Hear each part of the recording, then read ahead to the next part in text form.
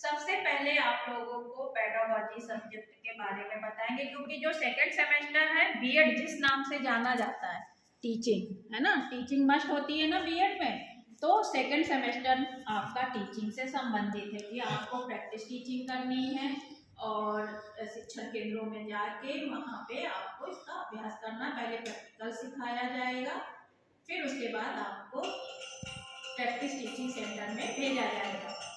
लेकिन उसके पहले आपको ये भी जानना जरूरी है कि आपके पेडागोजी सब्जेक्ट क्या हैं। तो जो आपके ग्रेजुएशन लेवल के होंगे ना सब्जेक्ट, उसी के आधार पर पेडागोजी सब्जेक्ट का सिलेक्शन होता है। तो उसके लिए 3 ग्रुप यूनिवर्सिटी ने बनाए हुए हैं, A, B, C। तो A ग्रुप में आपका है सोशल साइंस, फिजिकल साइंस और कंप्यूटर साइंस, और B ग्रुप में आपके हैं bio, math, Hindi language, English language, Sanskrit, Urdu. और जो सी आपका ग्रुप है उसमें है home science, fine art, music. ये आपके 3 ग्रुप हैं। तो एक ग्रुप से आप 2 सब्जेक्ट सेलेक्ट नहीं कर सकते, क्योंकि उसका एग्जाम एक ही दिन एक ही टाइम पर होगा। तो इसलिए आपको ABC में से 2 सब्जेक्ट सेलेक्ट करने हैं। मतलब ये नहीं कि 3 ग्रुप दिए हुए हैं तो आपको तीनों ग्रुप से एक एक सब्जेक्ट सेलेक्ट करना नहीं। अपने ग्रेजुएशन के आधार पर आप किसी 3 ग्रुप में से आप किसी 2 सब्जेक्ट का सिलेक्शन कर सकते हैं। अब जैसे साइंस स्ट्रीम वाले हैं तो उनके लिए फिजिकल अनिवार्य है, यानी कंपलसरी है।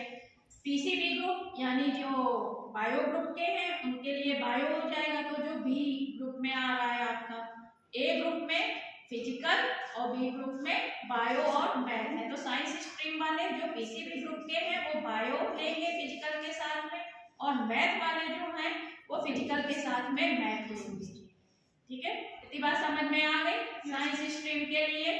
और ये मत सोचिएगा, सबसे बड़ी दिक्कत ये अभी मैम ने जब डाला कि ये सब्जेक्ट अलॉट हुए हैं आपके पेडागोजी सब्जेक्ट, तो सबने ये सोचा कि हमको इसमें इस सब्जेक्ट को पढ़ना है। अब जैसे जिसका इंग्लिश लिटरेचर है वो इंग्लिश लेने के लिए तैयार हो रहा है कि हमें इंग्लिश लिटरेचर पढ़ना है, नहीं, आपको इसमें केवल पेडागोजी सब्जेक्ट है कि कैसे पढ़ाना है, ये आपको इसमें पढ़ना है। इसके क्या करिकुलम है, क्या मेथड होने चाहिए सब्जेक्ट को पढ़ाने के लिए, ये सारी चीजें आपको पढ़नी है। इसमें कैसे लेसन प्लान बनेगा, कैसे अचीवमेंट टेस्ट बनेगा, कैसे क्वेश्चन पेपर तैयार किया जाएगा, ये सारी चीजें आपको इसके अंतर्गत पढ़नी है और पढ़ाना है सब्जेक्ट को। ये जो सब्जेक्ट का नाम दिया है बिल्कुल वो सब्जेक्ट के अंदर वो चीज नहीं पढ़नी है। जैसे सोशल साइंस है तो उसके अंतर्गत हमें हिस्ट्री, ज्योग्राफी, सिविक्स नहीं पढ़ना है, हमें उसे सब्जेक्ट को कैसे पढ़ाना है वो हमें पढ़ना है। ठीक है।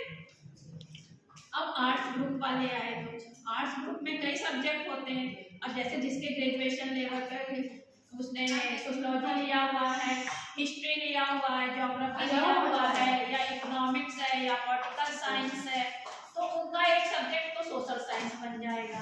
दूसरा कोई उन्होंने लैंग्वेज ली है, हिंदी, इंग्लिश, संस्कृत या उर्दू, तो एक आपका लैंग्वेज का बन जाएगा। और किसी ने जैसे होम साइंस ली हुई है ग्रेजुएशन में तो उसका होम साइंस बन जाएगा। जिसने फाइन आर्ट या म्यूजिक ली है तो उसका म्यूजिक या फाइन आर्ट बनेगा, और दूसरा सब्जेक्ट एक लैंग्वेज ही बनेगा, क्योंकि बाकी तो वो साइंस वाले हैं बायो और मैथ। आपका जो अगर मान लो किसी का है भी नहीं लैंग्वेज तो उसको हिंदी मिलेगी, क्योंकि ये आपकी मदर टंग है तो आपको हिंदी लैंग्वेज मिल जाएगी, है ना।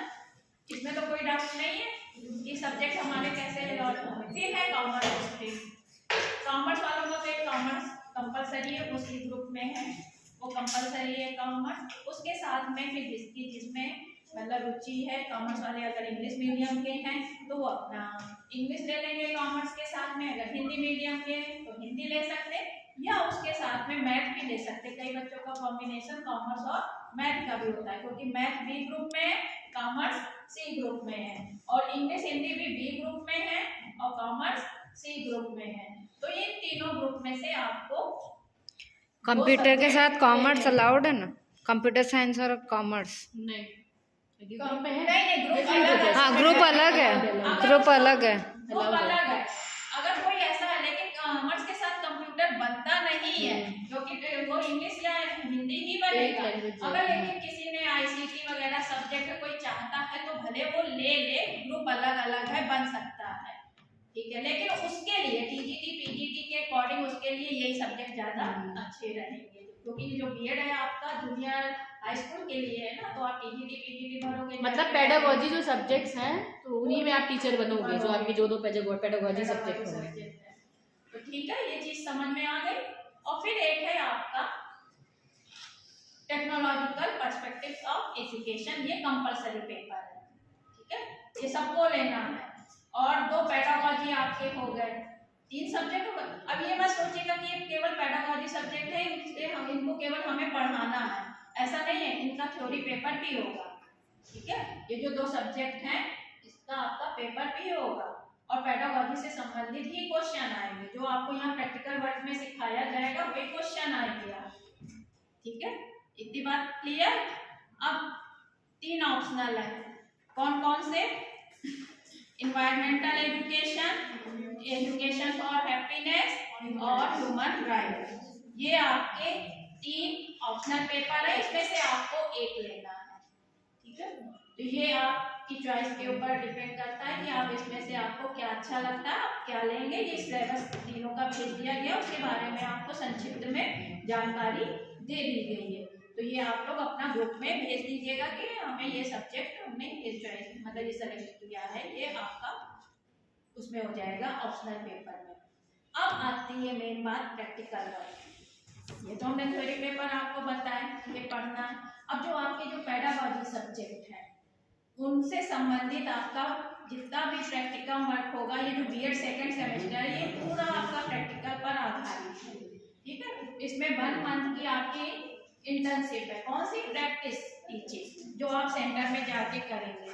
यहाँ पे पहले आपको सिखाया जाएगा जो 2 सब्जेक्ट आपके हैं, शेड्यूल बन गया है, अभी आपको 1-2 दिन में भेज दिया जाएगा कि आपको जैसे फिजिकल साइंस है पेडागोजी सब्जेक्ट, तो फिजिकल की क्लास लगेगी, बायो की लगेगी, सोशल की लगेगी, इंग्लिश की लगेगी, हर एक पेडागोजी सब्जेक्ट की क्लास लगेगी। उसमें सब्जेक्ट वाइज ही सारी प्रैक्टिकल की चीजें बताई जाएंगी कि कैसे लेसन प्लान बनना है, कैसे माइक्रो टीचिंग बनानी, पहले थ्योरी उसकी बताई जाएगी, फिर उसकी प्लानिंग बताई जाएगी। तो सबसे पहले आपका जो प्रैक्टिकल शुरू होगा वो माइक्रो टीचिंग से शुरू होगा। माइक्रो मतलब सूक्ष्म, माइक्रो एकदम, है ना। तो एक एक स्किल बताई जाएगी, उसमें पूरा प्लान ना बता के उसकी एक एक स्किल बताई जाएगी कि पहले आप उन स्किल में परफेक्ट हो जाए।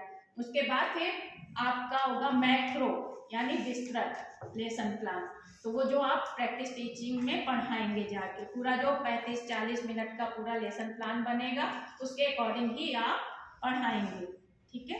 तो उसकी पूरी क्लासेस आपको लेनी है कि कैसे प्लान, क्योंकि बिना क्लास लिए आप उसको सीख नहीं पाओगे कि कैसे प्लान बनाना है, उसके क्या स्टेप्स हैं। स्टेप्स तो आपको जैसे पीडीएफ भी भेज दी गई, देख लोगे, लेकिन उसको बनाना किस तरीके से है, कैसे क्या उसको करना है, कैसे क्वेश्चन बनेंगे, क्योंकि अभी आपको जब आओगे तो पूरा प्रैक्टिकल वर्क टेक्सोनॉमी पर आधारित है।